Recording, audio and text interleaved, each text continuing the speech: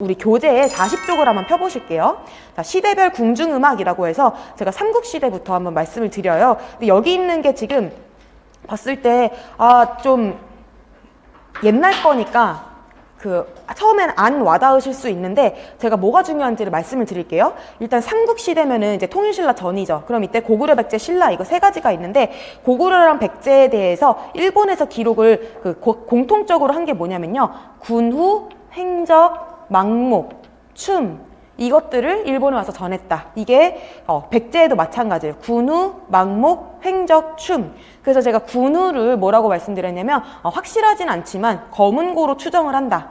그래서 고구려의 왕산하기 검은고를 만들었잖아요. 이 검은고가 고구려에서 일본으로 전해졌을 것이다. 그리고 횡적이라고 하면은 가로로 부는 대금 같은 악기가 되는 것이죠. 그리고 막목은 이것도 피리정료라고 생각을 하는 거예요. 그러면은 현과 관이 함께 반주를 해서 춤을 반주하는 그런 음악이었을 것이다 라고 지금 생각을 하는 것이죠. 이게 고구려에도 있었고 고구려에서 검은고가 만들어졌으니까 고구려에서 또 백제에도 들어갔을 것이다 라고 사람들이 생각을 하고 있어요. 근데 많은 정보가 남아있는 건 아니라서 사실은 여기 있는 게 전부라고 생각을 하시면 됩니다. 거의 대부분이다. 그래서 이게 일본 후기라고 하는 책에서 우리가 이걸 볼 수가 있고, 신라 같은 경우에는 뭐가 있냐면은요, 여기 안 써 있는데 가야금, 춤 이렇게 써놓으세요. 일본으로 간다.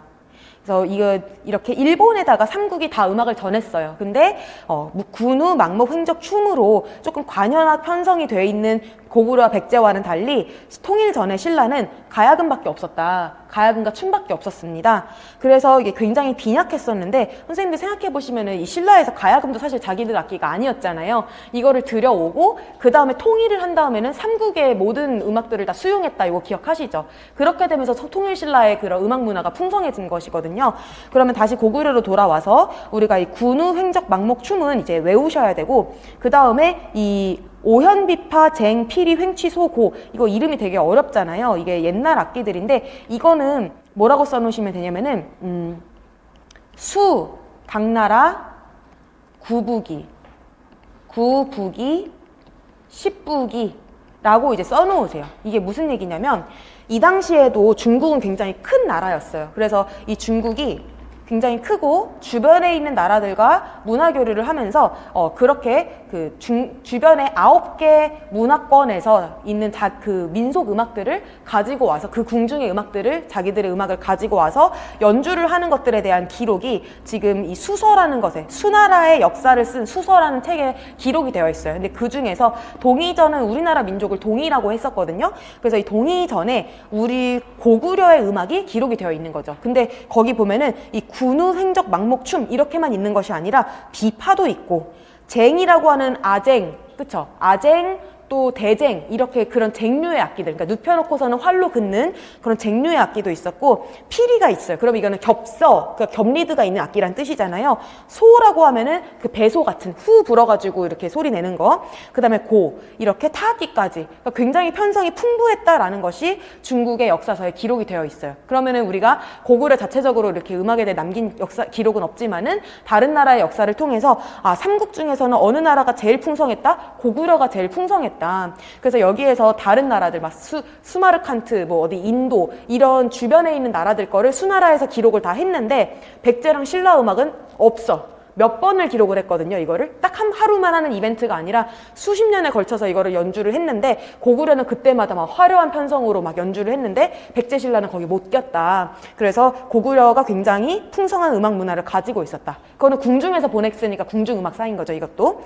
자, 그러면은 그 다음에 백제는 우리 중요한 것이 두 번째 건데, 백제의 풍속무 랑 민속음악으로 추정되는 것들을 전했다라고 얘기를 하고, 또 여기다가 미마지가 우리 기악무를 전했다.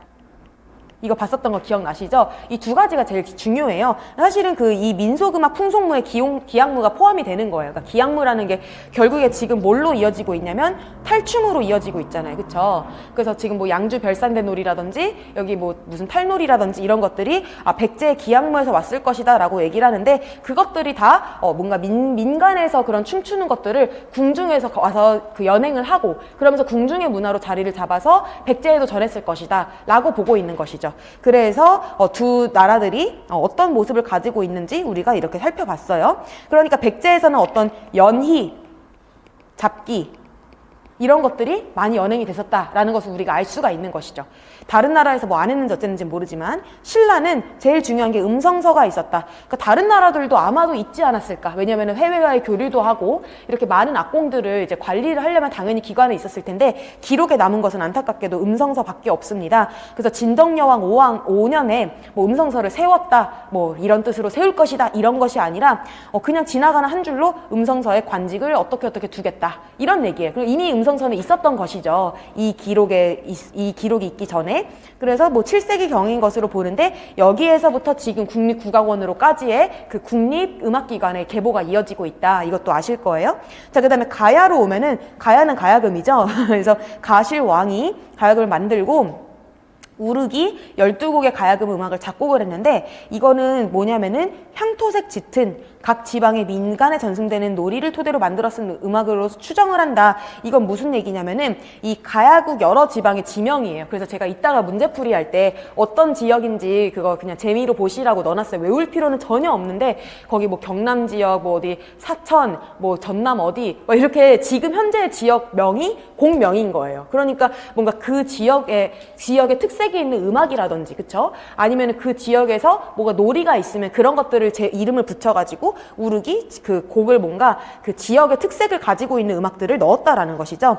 그러고서 이렇게 12곡을 지은 다음에 가야가 망하게 되고 제자 이문을 데리고 신라에 가게 됩니다. 그게 551년인데 지금 충주 지방에 가서 살아라 라고 얘기를 하면서 신라의 관리인 법지, 계고, 만덕 계고, 법지, 만덕 순서가 왜 바뀌었을까? 계고, 법지, 만덕인데 똑같아요. 근데 계고, 법지, 만덕에게 노래, 가야금, 춤을 각각 가르치게 했습니다. 그래서 이거는 이따가 보시겠지만은 자기 재능에 따라서 가르쳤다라고 해요. 근데 이거는 중요한 게 뭐냐면은 이 시기에 그러면 들어왔던 음악 자체가 편성이 현악기 하나, 그러니까 가야금 하나에다가 노래를 하면서 춤을 추는 거라는 거죠. 가야금 반주 하나에다가 한 명은 노래하고 한 명은 춤추고. 이해되시죠? 그러니까 굉장히 관악기 있어 없어요? 없어. 타악기 있어 없어? 없어. 그러니까 요런 형태였다라는 것이죠. 예전에는 그것을 이제 받아들이게 됐는데 이때 되게 재밌는 이야기가 뭐냐면은 이 당시에도 예약 사상이 있었던 거야, 신라에. 그러니까 신라는 이때도 종묘가 있었어요. 그러니까 이제 조상을 섬기고 뭔가 그런 유학을 숭배하는 그런 것들이 있었는데 그 신라의 신하들이 진흥왕한테 아니 가야는 망한 나라인데 그 망한 나라의 음악을 가지고 오면 안 됩니다. 막 상서를 올린 거야. 그랬더니 임금님이 뭐라고 했냐면 진흥왕이 뭐라고 했냐면 가야 왕이 잘못해서 이게 망한 거지 음악이 무슨 잘못이 있느냐 하면서 이제 가야 음악을 수용을 하게 된 것이죠. 그러면서 신하들을 보내서 가야금을 배워라 라고 이제 시킨 거니까 이거는 국가 차원에서 왕명으로 가야금을 배우게 돼서 적극적으로 가야의 음악을 수용한 것이다. 그러면 그 이전에는 신라에 어떤 음악이 있었는지 우린 몰라. 그쵸? 모르는데 우리가 가야금을 굉장히 적극적으로 수용을 하면서 신라의 궁중음악으로 삼았구나 라는 것을 우리가 알 수가 있는 거예요. 이해되시죠? 그래서 여기는 내용이 그렇게 많지가 않습니다.